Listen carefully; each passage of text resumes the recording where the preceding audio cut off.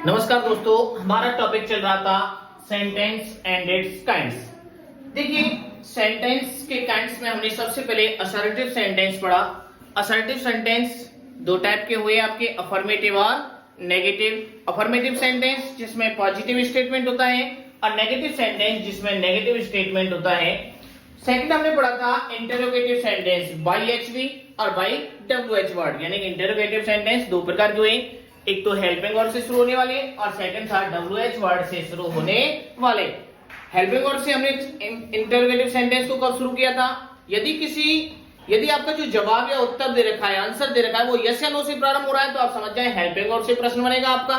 और यदि यस या नो के बजाय अन्य जवाब दे रखा है तो आप समझ जाए कि डब्ल्यूएच वर्ड से आपका प्रश्न बनेगा। सेंटेंस का नेक्स्ट काइंड और थर्ड काइंड है आपका इंपेरेटिव सेंटेंस। कौन सा है?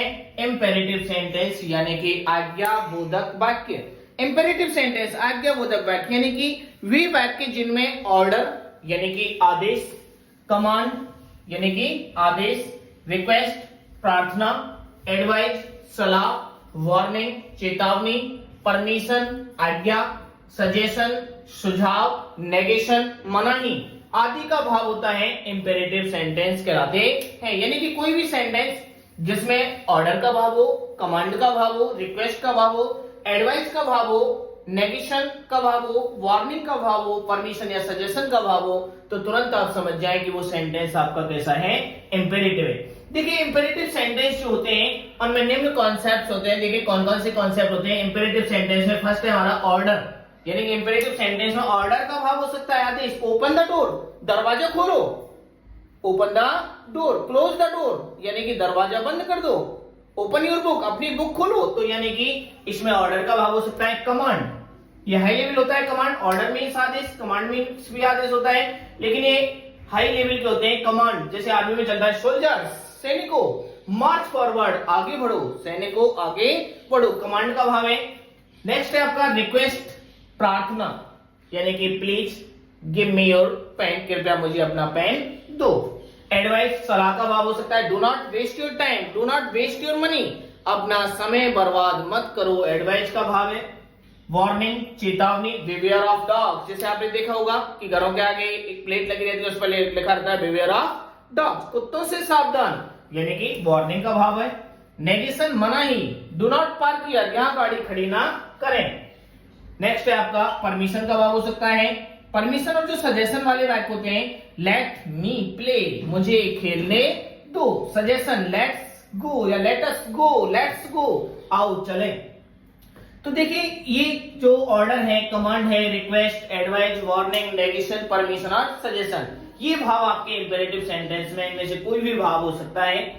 देखिए एक चीज तो आपने देखी होगी कि जो इंपेरेटिव सेंटेंस है, देखिए यहाँ सोल्जर्स के बाद कॉमा लगा हुआ है, प्लीज के बाद भी कॉमा लगा हुआ है, कि इंपेरेटिव सेंटेंस या तो क्रिया की फर्स्ट वर्ड से शुरू होते हैं या डू नॉट फर्स्ट वर्ड से शुरू होते हैं, डू नॉट फर्स्ट वर्ड या फिर लेट से शुरू होते हैं। यानी कि अब आपको इंपेरेटिव सेंटेंस को पहचानने का सबसे आसान तरीका ये है कि इंपेरेटिव सेंटेंस या तो क्रिया की फर्स्ट वर्ड से शुरू होगा या डू नॉट फर्स्ट वर्ड से शुरू होगा या फिर लेट से शुरू होगा, यानी कि फर्स्ट वर्ड या डू नॉट फर्स्ट वर्ड या लेट से शुरू होने वाले वाक्य आपके इंपेरेटिव सेंटेंस कहलाते हैं। देखिए नोट का पहला पॉइंट मैंने अभी आपको एक्सप्लेन कर ही दिया। सेकंड पॉइंट है इंपेरेटिव सेंटेंस में सब्जेक्ट दिया हुआ नहीं होता है। इंपेरेटिव सेंटेंस में जो आपका जो सब्जेक्ट है वो दिया हुआ नहीं होता है, क्योंकि इनमें सब्जेक्ट के रूप में क्या छुपा रहता है, यू छुपा रहता है। अब देखिए यहाँ पे जो सोल्जर्स मार्च फॉरवर्ड, यहाँ पे सोल्जर्स के बाद कॉमा इसीलिए लगा हुआ है कि ये प्रेशर पैदा करने के लिए बोला जा रहा है। यहाँ पे सोल्जर्स यानी सैनिकों मार्च फॉरवर्ड आगे बढ़ो, यानी कि इसमें सब्जेक्ट रूप में यू, यानी कि आप लोग आगे बढ़ो। तो कहने का मतलब ये हुआ कि इंपेरेटिव सेंटेंस में सब्जेक्ट दिया हुआ नहीं होता है, लेकिन इसमें सब्जेक्ट के रूप में यू छुपा रहता है। थर्ड पॉइंट है इंपेरेटिव सेंटेंस में हमेशा फर्स्ट वर्ब प्रयुक्त होती है। ऑलवेज याद रखें इंपेरेटिव सेंटेंस में आपकी second verb, third verb, fourth and fifth कभी यूज नहीं होती। इंपेरेटिव सेंटेंस में ऑलवेज आपको फर्स्ट वर्ब ही यूज करनी है। तो दोस्तों आप समझ गए होंगे कि इंपेरेटिव सेंटेंस जो होते हैं वो या तो फर्स्ट वर्ड से शुरू होंगे या डू नॉट फर्स्ट वर्ब या फिर लेट। इंपेरेटिव सेंटेंस में सब्जेक्ट दिया हुआ नहीं होता है, लेकिन यू के रूप में, सब्जेक्ट रूप में यू छुपा रहता है।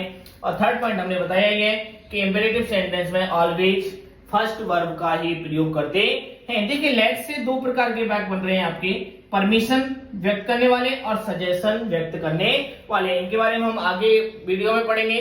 थैंक यू दोस्तों। यदि आपको हमारा वीडियो पसंद आए तो हमें लाइक करें, कमेंट करें और हमें सब्सक्राइब करें।